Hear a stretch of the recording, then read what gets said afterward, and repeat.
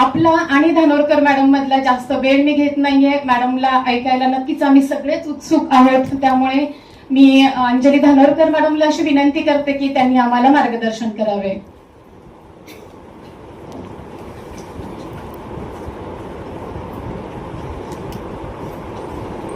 Thank you Manisha ma'am.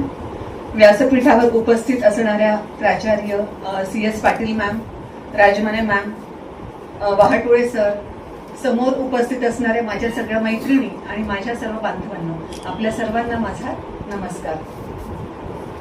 मी इथे बसल्यानंतर आपल्या सगळ्यांचे चेहरे पाहत होते तेव्हा जस्ट मला असं वाटलं की तुम्हाला एक गोष्ट सांगावी.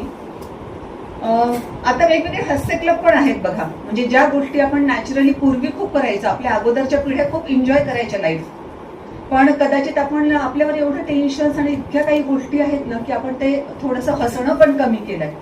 म्हणून मग आता काय करावं लागतं तर सकाळी हास्य क्लबला जावं लागतं आणि तिथे खोटं खोटं हसावं लागतं. तसंच पूर्वी आपण आठवत असेल की आरत्या जेव्हा म्हणायचो तेव्हा 5-5, 11-11 अशा आरत्या असायच्या, तेव्हा आपण टाळ्या वाजवत राहायचो. त्याचा परिणाम असा व्हायचा की सगळे ॲक्युप्रेशरचे पॉइंट व्यवस्थित ऍक्टिव्हेट व्हायचे. पण मला आता जे मी म्हणाले की तिथे बसून तुमचे चेहरे ऑब्झर्व करत असताना असं वाटलं की ह्या ॲक्युप्रेशरचे पॉइंट ऍक्टिव्हेट करणं ही एक महत्वाची जबाबदारी आहे. मला वाटतं आपण करूया.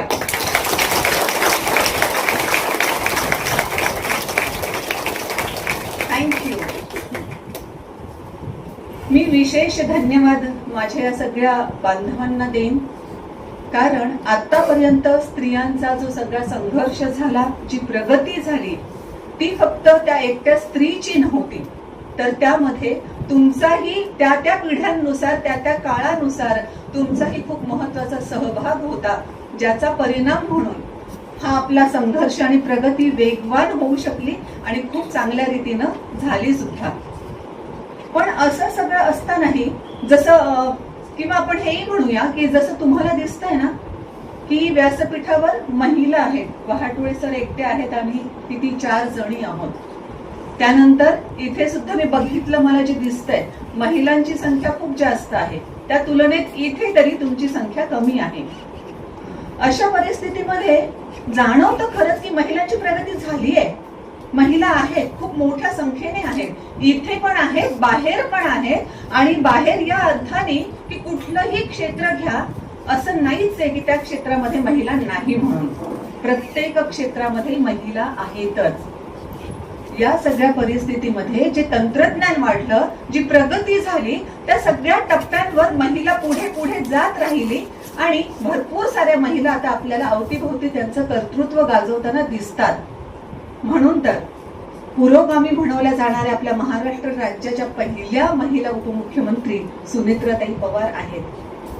फक्त राष्ट्रपती पद एकदाच नव्हे तर दुसऱ्यांदाही भूषवण्याचा सन्मान एका स्त्रीला मिळालेला आहे. अगोदर प्रतिभाताई पाटील आणि आता दुसऱ्या वेळेसही. कारण मला आठवतं सुरुवातीच्या काही वेळेस मीच प्रश्न उपस्थित करत असायची की फक्त एक महिला पंतप्रधान मिळाली, एक महिला राष्ट्रपती मिळाली म्हणजे आम्ही प्रगती केली असं समजायचं का? किमान पुढचा आकडा येऊ तर देत. तर यस, त्याही दृष्टिकोनातून प्रगती झालेली आहे. आता दुसऱ्या वेळा एक महिला राष्ट्रपती पदावर विराजमान झालेली आहे. खरंच महिलांनी शारीरिक दृष्ट्या प्रगती केली.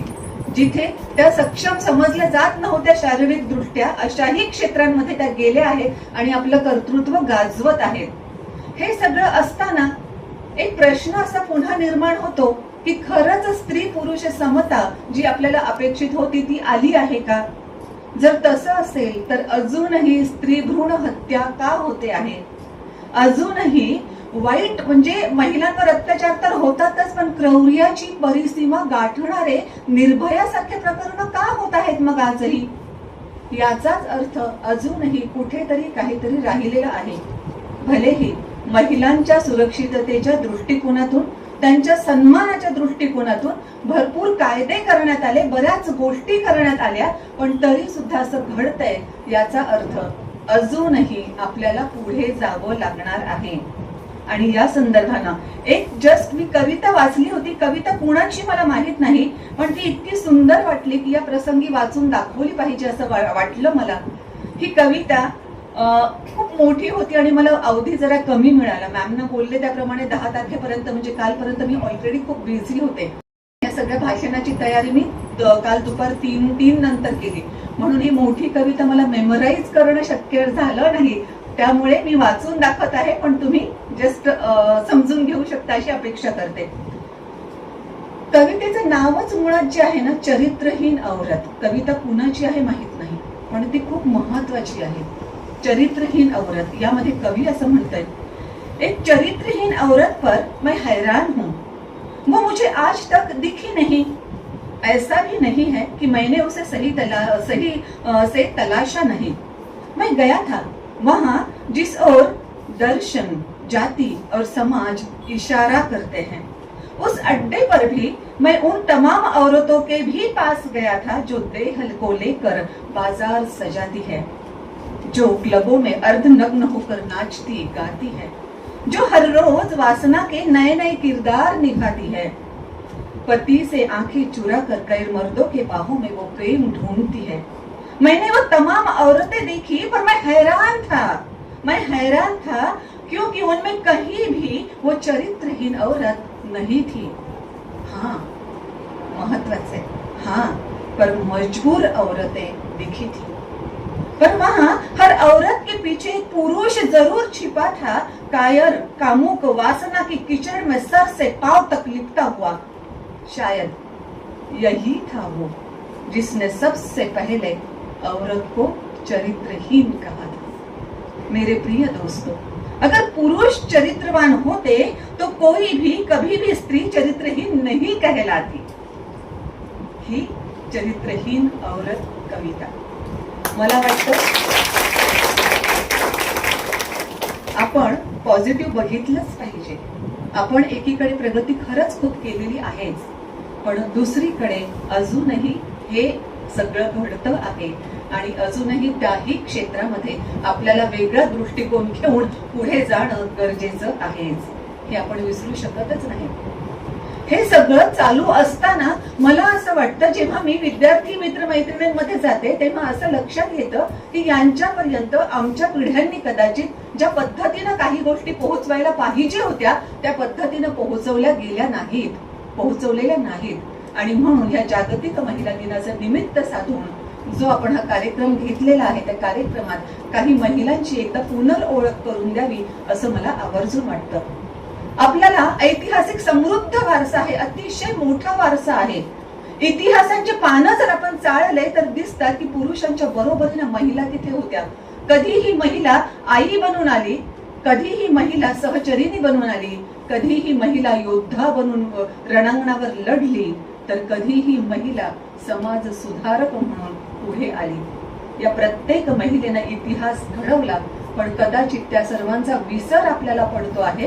म्हणून आज जे काही घडतं आहे दुर्दैवानं ते सगळं घडत आहे पुन्हा एकदा संस्कारांची, स्त्रीच्या कर्तृत्वाची जाणीव मुलींनाही करून देणं आणि मुलांनाही करून देणं गरजेचं आहे. म्हणून या तुम्हाला माहित असलेल्या, कदाचित इतिहासामध्ये तुम्ही शिकलेल्याच महिलांचा पुनरुद्धार मी करणार आहे आणि त्यांच्याबद्दलच काही सांगणार आहे. कवी यशवंत यांची कविता तुम्हाला कदाचित माहित असेल, आठवत असेल. आई म्हणून कोणी आईस हाक मारे, ती हाक कानी येता मज होय शोककारी. आई कुणा म्हणू मी आई घरी न दारी, आई कुणा म्हणू मी आई घरी न दारी, स्वामी तिन्ही जगाचा आई विना भिकारी. आईचं एवढं महात्म्य त्या कवी यशवंत यांनी अगदी मोजक्या शब्दात सांगितलं. आईचं महात्म्य तर आपल्याला माहित आहेच. मूल आईशिवाय राहूच शकत नाही हे जेवढं खरं आहे तेवढंच एक आई सुद्धा आपल्या बाळाशिवाय राहू शकत नाही. बाळाशिवाय ती पण कासावीस होते आणि कुठल्याही पद्धतीचा पराक्रम करण्यासाठी ती पुढे जाते. हे सुद्धा आपण इतिहासात पाहिलेलं आहे. सह्याद्रीच्या उंच डोंगर रांगा, या डोंगर रांगांमध्ये शिवछत्रपतींच्या काळातही आणि आजही डौलाना दिमाखानं उभा असणारा तो रायगड किल्ला, अतिशय दुर्लभ असणारा, ज्यावर चढून जाणं किंवा उतरून येणं खूप अवघड आहे अशा पद्धतीचा तो रायगड किल्ला.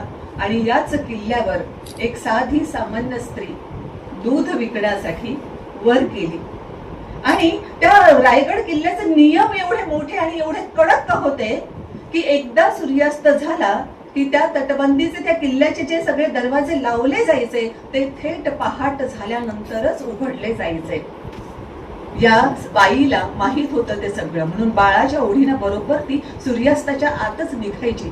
पण त्या दिवशी काय झालं कुणास ठाऊक, तिचं भान हरपलं कदाचित. ती सगळं व्यवसाय करत असताना, दूध विक्री करत असताना कुठे सूर्यास्त झाला तिच्या लक्षात सुद्धा आलं नाही. आणि जेव्हा बाळाच्या ओढीनं सगळा विक्रीचा व्यवसाय केल्यानंतर ती खाली जाण्यासाठी म्हणून त्या अवजड दरवाजांपर्यंत आली, तेव्हा तिथल्या पहारेकरांनी सांगितलं की नियमानुसार आता हा दरवाजा उद्या सकाळीच उघडेल, उद्या पहाटेच उघडेल.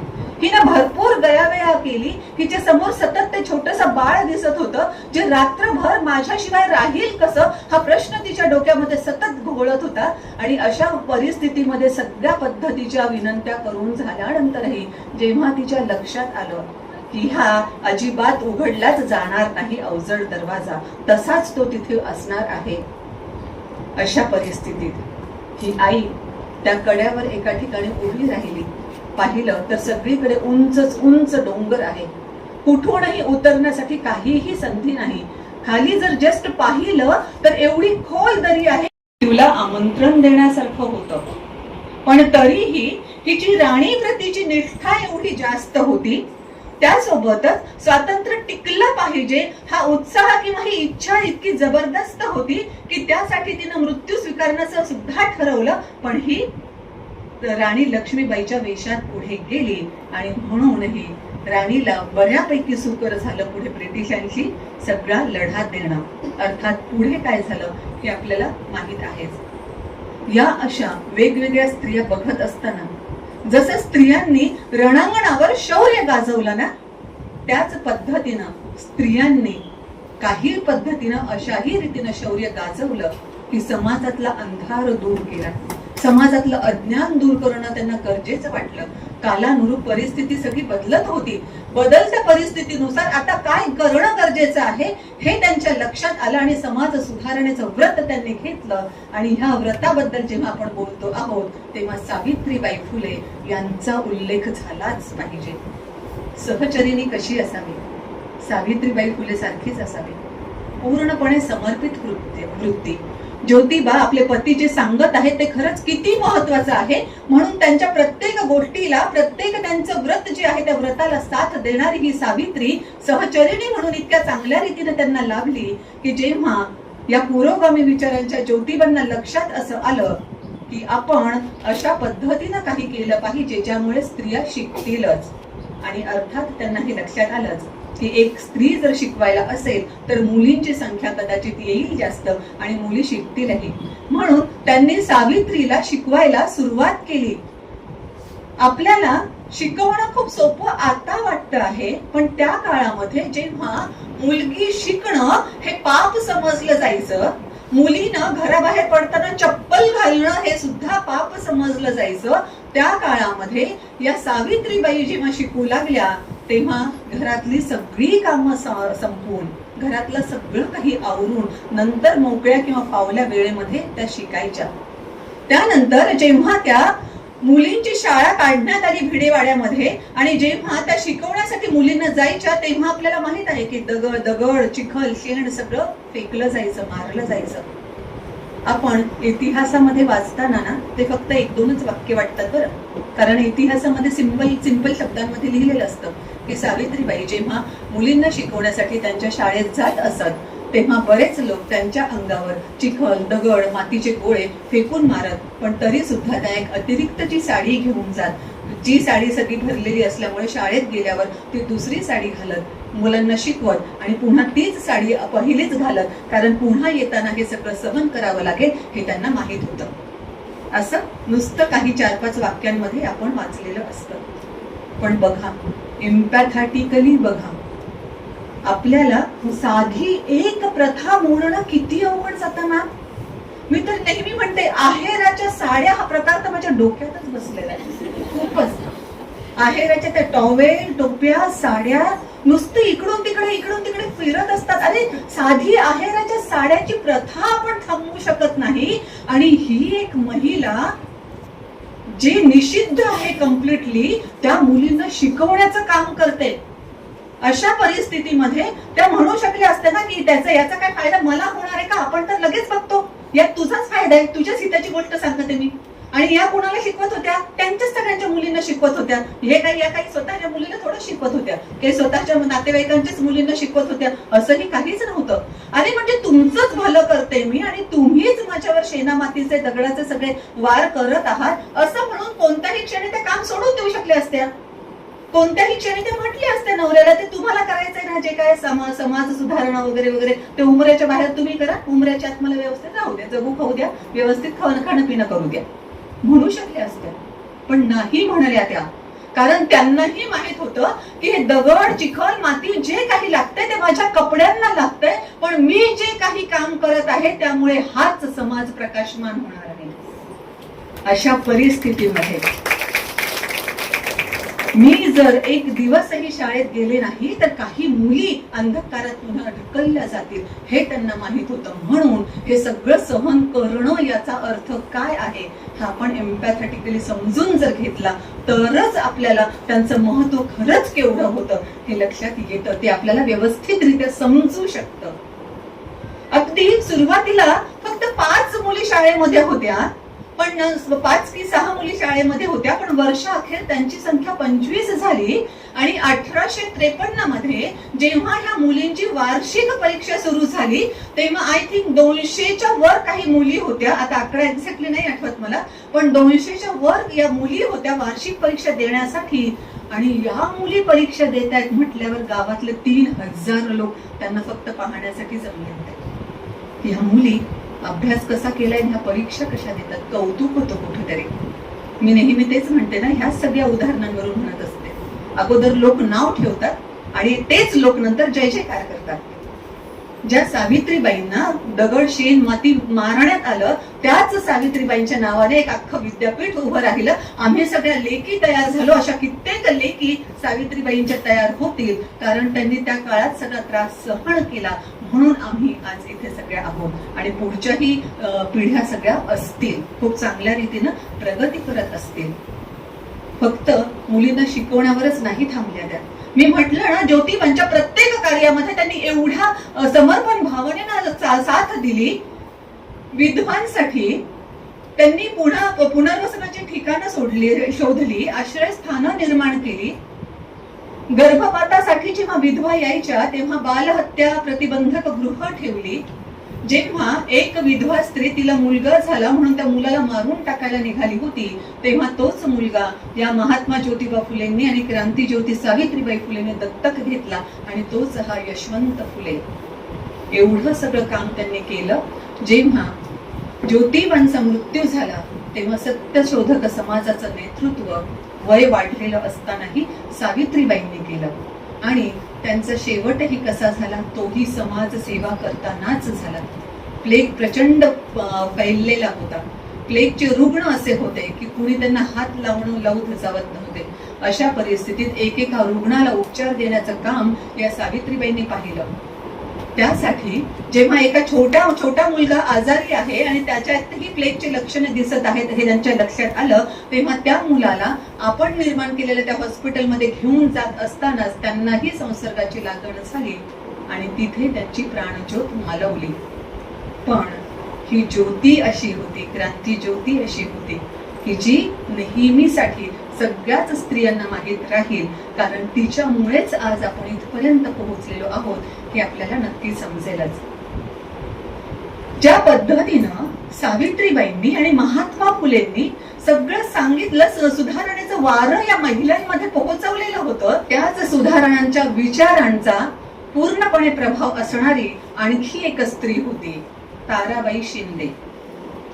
सावित्रीबाईंनी लिहिणं वाचणं शिकवलं आणि या ताराबाई शिंदे यांनी प्रश्न विचारणं सुरू केलं. कारण तात्कालिक कारण असं घडलं होतं, 1881चं ते वर्ष होतं आणि एका विधवा स्त्रीला मूल झालं होतं. अर्थातच समाजाच्या भीतीनं, कारण विधवा असताना मूल झालं कसं, समाजाला मी काय उत्तर देऊ, समाजाच्या भीतीनं तिनं त्या मुलाला मारून टाकलं. समहाऊ ते सगळं कोर्टामध्ये गेलं आणि कोर्टाने तिला फाशीची शिक्षा फरमावली. तिनं अपील केलं. अपील मध्ये ती कमी झाली आणि जन्मठेपेपर्यंत आली. पुन्हा तिनं एकदा दयेची याचना केली आणि मग ती आणखी कमी झाली आणि 5 वर्ष कारावासापर्यंत ती येऊन पोहोचली. हा सगळा वृत्तांत तेव्हा द टाइम्स ऑफ इंडिया मध्ये आला आणि ही बातमी तर ताराबाई शिंदेनी वाचलीच होती, पण त्यांना लगेच लक्षात आलं की अवतीभोवती काय घडतंय. अवतीभोवतीचे समाज सुधारक जे होते त्यांना वाटत होतं की हिला मदत केली पाहिजे, पण बाकीचे सगळे लोक जे होते ज्यांना वाटत होतं सगळ्या परंपरा टिकवून ठेवणं ही आपलीच जबाबदारी आहे असं ज्यांना वाटत होतं, त्यांनी मात्र टीकेची झोड उठवली आणि पुन्हा अशा पद्धतीनं त्यांनी सगळं बोलायला सुरुवात केलं की हिची फाशीची शिक्षा रद्द का झाली, कमी का झाली, हिला फाशीच दिलं पाहिजे, ही कुलटा आहे वगैरे वगैरे वगैरे जे काही विशेषण लावता आले ते लावले आणि तिला फाशीच दिली पाहिजे याचा आग्रह धरला. हे जेव्हा सगळं ताराबाई शिंदेच्या लक्षात आलं तेव्हा त्यांनी प्रश्न उपस्थित केले, जर तिची चूक आहे म्हणून तिला शिक्षा देत आहात तर त्या पुरुषाला शिक्षा का नाही? तो दोषी नाहीये का? प्रत्येक वेळेस असं का होतं की काहीही झालं पुरुष सुद्धा दोषी असतो, किंबहुना पुरुषच महिलेला फशी पाडतो. घरामध्ये राहणारी ती विधवा जिला कोणीच विचारत नाही, तिची अत्यंत हालाखीची स्थिती, अशा परिस्थितीत घरातलाच कोणीतरी पुरुष नराधम असणारा तिच्यावर काहीतरी हात टाकतो आणि त्याची शिक्षा फक्त तिला एकटीला मिळते. या पुरुषाला शिक्षा का नाही दिली जात असे प्रश्न त्यांनी उपस्थित केले आणि नंतर इतके सारे प्रश्न त्यांच्या डोक्यात उपस्थित झाले. हे सगळे प्रश्न समाजाला विचारता विचारता एक पुस्तक आकाराला आलं, स्त्री पुरुष तुलना नावाचं. अवघ्या 50 पानांचं हे पुस्तक. पण तेव्हाच्या धर्म मार्तंडांना, रूढीवादी लोकांना धसका बसला की ह्या बाईनं एवढे सगळे प्रश्न उपस्थित केलेले आहेत, खरंच कोणाचं? कारण काही समाज सुधारक होते पण की ताराबाईंनी उपस्थित केलेले प्रश्न अगदी बरोबर आहेत आणि आम्ही ताराबाई सोबत आहोत असं म्हणणारेही समाज सुधारक होते.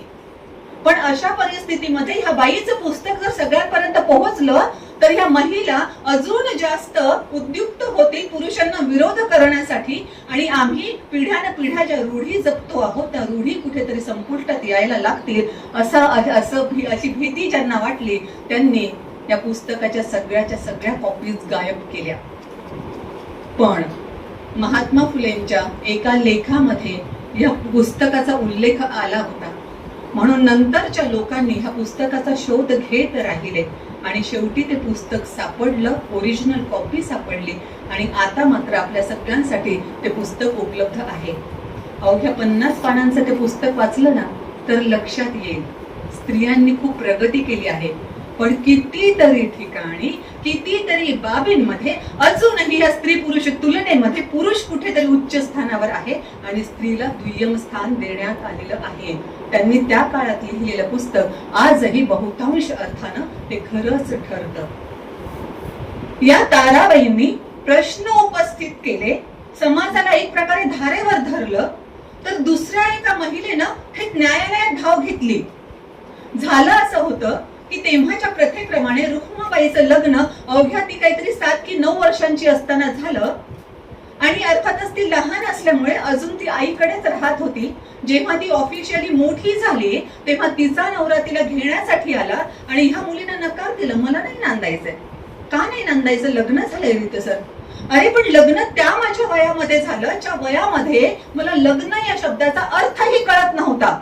नवरा मी माझ्या पसंतीने निवडला नाही, लग्न माझ्या मर्जीनं झालं नाही, म्हणून मी नांदण्यासाठी अजिबात येणार नाही, हे जेव्हा त्या रुक्माबाईनं अगदी स्पष्टपणे सांगितलं तेव्हा प्रकरण न्यायालयात गेलं आणि न्यायालयानं निकाल असा दिला की हिनं एकतर नांदण्यासाठी नवऱ्यासोबत गेलं पाहिजे आणि जर ती जाणार नसेल तर 6 वर्षांचा सश्रम कारावास भोगला पाहिजे. आणि ही रुक्माबाई म्हणाली, हरकत नाही, मी कारावास भोगेन, पण त्या नवऱ्यासोबत मी जाणार नाही जो नवरा मी पसंत केलाही नव्हता. माझं लग्नच मुळात मला न कळत्या वयामध्ये झालेलं होतं. रुक्माबाई तिच्या विचारांवर, तिच्या शब्दांवर ठाम होती. शेवटी कुठेतरी तडजोड झाली. रुक्माबाईंनी काही एक सर्टन अमाऊंट तिच्या नवऱ्याला दिली आणि प्रकरण तिथे संपलं. शिकण्याची उमेद असणारी ही रुक्माबाई नंतर लंडन मध्ये शिकण्यासाठी गेली, वैद्यकीय शिक्षण घेण्यासाठी गेली. डॉक्टर झाली आणि नंतर ती परत जेव्हा आली तेव्हा शेवटपर्यंत भारतीय महिलांच्या सेवेसाठी ती उभी होती. रुक्माबाई राऊत. की विवाहाच्या वेळी मुलीचीही मर्जी लक्षात घेतली पाहिजे, त्याला आला होता असंही आपण म्हणू शकतो. आणि हे सगळं या पद्धतीनं चालू असताना आणखी एक नाव घ्यावंच लागेल. महिला भरपूर आहेत, सगळ्याच महिलांचे उदाहरण देणं शक्य नाही, पण जर रमाबाई आंबेडकरांचं नाव घेतलं नाही तर ही यादीच पूर्णतः अपूर्ण ठरेल. प्रत्येकीनं त्या त्या काळात तिला जे करणं आवश्यक होतं ते केलं. जिजाऊंनी मूल घडवलं, त्यानंतर या बाकीच्या महिलांनी युद्धामध्ये तलवार चालवली. सावित्रीबाई फुले सारख्या आणि नंतरच्या महिलांनी समाज सुधारण्यासाठी जे करता येईल ते केलं. आणि हे सगळं करत असताना रमाई आपल्या पूर्णपणे समर्पण वृत्तीनं त्यांनी डॉक्टर बाबासाहेब आंबेडकरच्या खंबीरपणे पाठीशी उभ्या राहिल्या आणि त्यामुळे डॉक्टर बाबासाहेब आंबेडकरांना महामानव होण्यापर्यंतचा प्रवास करता आला. लक्षात घ्या, ज्या महिला मॅरिड आहेत, जर काही गॅसमध्ये काहीतरी प्रॉब्लेम आला, जरा ते गॅस दुरुस्ती करून आणावी लागेल, हो तो बल्ब चालत नाही, ते बल्बचं बघावं लागेल, हो किती डोकं खातो आपण. हा, अशा परिस्थितीमध्ये रमाई खूप अगदी त्यांचं स्वतःची परिस्थिती जी होती, म्हणजे माहेर जे होतं तेही फार वाईट पद्धतीत हालाकीच्याच परिस्थितीत होतं. पण जेव्हा त्यांचं लग्न बाबासाहेबांशी झालं तेव्हा तर त्याही पेक्षा जास्त आर्थिक परिस्थिती खराब होती आणि बाबासाहेबांचं शिक्षण चालू होतं. अशा परिस्थितीमध्ये या रमाईनं बाबासाहेबांना असं सांगितलं की तुम्ही तुमचं शिक्षण चालू ठेवा, कारण तुम्हाला समाजासाठी काम करायचं आहे, समाजासोबतचा संघर्ष तुमचा खूप मोठा आहे. घरची जबाबदारी काहीही तुम्ही तिकडे बघूच नका, पूर्णपणे ही घरची जबाबदारी मी पेलत राहीन. आणि अडचणी खूप आल्या, भयंकर अडचणी आल्या, आपण विचारही करू शकत नाही इतक्या अडचणी आल्या. इंधनासाठी सुद्धा जेव्हा काही भेटायचं नाही तेव्हा याच रमाई आपल्या नवऱ्याचं नाव नको खराब व्हायला, इतका फॉरेन मध्ये शिकलेला आपला नवरा म्हणून पहाटेच उठायच्या, शेण गोळा करायच्या, गोवऱ्या लावायच्या आणि त्या गोवऱ्यांचा वापर इंधनासाठी त्या करायच्या. म्हणजे कष्टही अपार, पण त्यासोबतच भावना ही की माझ्या नवऱ्याच्या नावाला कुठे किंचितही धक्का लागता कामा नये. हे सगळं चालू असताना त्यांना पूर्णपणे समजूतदार होत्या, म्हणजे शिकलेल्या कदाचित खूप कमी असतील, त्यांच्या शिक्षणाबद्दल मला माहिती नाही, पण त्या किती समंजस होत्या, किती संयमी होत्या. आपल्या मुलाला थोडंफार दुखलं की लगेच आपण महिला नवऱ्याला फोन करतो, त्याला काहीतरी झाले, आपल्याला दवाखान्यामध्ये जावं लागेल. नवरा बिचारा धावत पळत येतो, जर अर्धा तास उशिरा आलो तर आपण पुन्हा ओरडतो की मी शेवटी दवाखान्यामध्ये नेलं, आता तुम्ही डायरेक्ट दवाखान्यात पोहोचा. इतकं सगळं आपण करतो. आणि या सगळ्या परिस्थितीमध्ये रमाईंचे एक नाही, दोन नाही, 4 पुत्र त्यांच्या बालपणीच दगावले. आणि तेही दुःख, पुत्र मरण पावण्याचं दुःख काय असू शकतं हेही आपण एम्पॅथेटिकली समजू शकतो. अशा परिस्थितीमध्ये या 4 मुलांच्या निधनाचं दुःख त्यांनी स्वतः सहन केलं, पण त्याचा किंचितही भार बाबासाहेबांवर दिला नाही, कारण पुन्हा तेच होतं. त्यांना माहित होतं की मला फक्त घर सांभाळायचं आहे, बाबासाहेबांना एवढ्या मोठ्या समाजाशी लढा द्यायचा आहे आणि काहीतरी घडवायचं आहे, त्यामुळे त्यासाठी बाबासाहेबांना मोकळं ठेवलंच पाहिजे. ही समंजस वृत्ती त्यांच्यामध्ये खूप मोठी होती. आणि मी जो शब्द वापरला की समर्पण भाव त्यांच्यामध्ये बाबासाहेबांच्या प्रती इतका जास्त होता की अर्थातच त्यांनी सगळे दुःख स्वतः सहन केले, पण त्याची झळ बाबासाहेबांना कधीच लागू दिली नाही. आणि बाबासाहेबांनी कदाचित सुरुवातीला बोलून दाखवलं असेल नसेल, पण बाबासाहेबांचंही तेवढंच जीवापाड प्रेम रमाईवर होतं. म्हणून तर जेव्हा प्रत्येक दिवस ते त्या सार्वजनिक कार्यक्रमांपासून दूर राहिले, ते एकट्यामध्येच बसून राहत असत, रमाईच्या सगळ्या आठवणी त्यांना जाणवत असत आणि त्यासोबतच त्यांना कुठेतरी ती सय सुद्धा बोचत राहिली की माझ्या या सगळ्या समाजाविरोधाच्या संघर्षामध्ये रमाईला मी योग्य वेळ देऊ शकलो नाही, योग्य न्याय देऊ शकलो नाही. आणि म्हणूनच जेव्हा रमाईचं निधन झालं तेव्हा आपोआप त्यांच्या तोंडांवर शब्द, त्यांच्या ओठांवर शब्द आले होते, आज मी माझी सावली गमावली आहे. बाबासाहेबांच्या पाठीशी ही रमाई खंबीरपणे उभी राहिली म्हणून हा महामानव घडला आणि म्हणून एवढ्या मोठ्या प्रमाणामध्ये समाज सुधारणा घडली. मी म्हणते तसं की फक्त ह्या 10च जणी आहेत असं नाही. इतिहासांची पानं जर आपण पलटून पाहिली तर भरपूर जणी आपल्याला त्यामध्ये दिसतात. पण आता मला असं वाटतं, जे आम्ही चेंबरमध्ये पण बोलत होतो मॅडम आणि आम्हीही, की आता मला असं वाटतं की या सगळ्या स्त्रियांच्या शौर्याची उजळणी करणं आपणही आवश्यक आहे आणि पुढच्या पिढीपर्यंत, मुलांपर्यंतही आणि मुलींपर्यंतही या सगळ्या कर्तृत्ववान स्त्रियांची गाथा पोहोचवणं सुद्धा तेवढंच गरजेचं आहे. जेणेकरून जिथे कुठे स्त्रियांना असं वाटतं की मी स्त्री म्हणून कमकुवत आहे, कमजोर आहे. मी बोलत असताना मॅमना तेच म्हणत होते की नवरा फुल दारू पिऊन आलेला असतो, त्याला धड चालता येत नाही, एक पाय इकडे दुसरा पाय तिकडे त्याचा पडत असतो आणि त्याच्या हलणाऱ्या डुलणाऱ्या अंगाने तो बायकोला थापड देतो, बायको थापड खाऊन घेते. त्या क्षणी, ऍटलिस्ट त्या क्षणी तरी तिची शक्ती नक्कीच त्या दारू पिलेल्या नवऱ्यापेक्षा जास्त असते ना. मग उलट एक ती का नाही लगवून देत?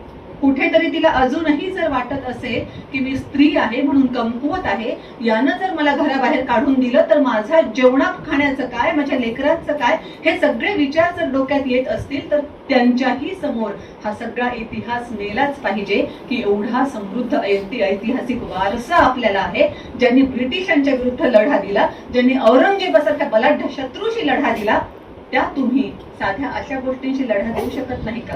जेव्हा की कायदे तुमच्या बाजूने खूप जास्त आहेत, हे त्यांनाही समजून सांगितलं पाहिजे. हा ऐतिहासिक वारसा त्या मुलींपर्यंत, त्या महिलांपर्यंत अवश्य नेला पाहिजे आणि डेफिनेटली हा ऐतिहासिक वारसा त्या मुलांपर्यंतही नेला पाहिजे, ज्यांना असं वाटतं की मुलींवर किंवा महिलांवर हात उगारण्यामध्ये, हात उचलण्यामध्ये किंवा त्यांना नामोहरम करण्यामध्ये, त्यांच्यावर अन्याय अत्याचार करण्यामध्येच खरी मर्दुमकी आहे असं ज्यांना वाटतं ना, त्यांनी स्त्रियांची ही सुद्धा बाजू बघितली पाहिजे की जर स्त्री आई असेल तर ती काय करून उठेल आणि जर ती समाज सुधारक असेल तर तीही कोणत्या स्तरावर जाईल. हे सगळं कळालं तर मला वाटतं जे आज फार वाईट प्रकार घडताना दिसतात स्त्रियांच्या बाबतीत, त्या प्रकरणांना नक्कीच आळा बसेल. या जागतिक महिला दिनाच्या निमित्ताने आपल्या सर्व पुरुषांच्या साथीने महिला पुन्हा एकदा खूप खंबीरपणानं जगायला लागतील, त्यांची प्रगती आणखी जास्त चांगल्या रीतीने वाढेल आणि त्यांच्या संघर्षामध्ये आपण सर्वही खूप चांगल्या रीतीने सहभाग घ्याल अशी अपेक्षा व्यक्त करते. जागतिक महिला दिनाच्या आपल्या सर्वांना शुभेच्छा देते आणि इथेच थांबते. Thank you sir.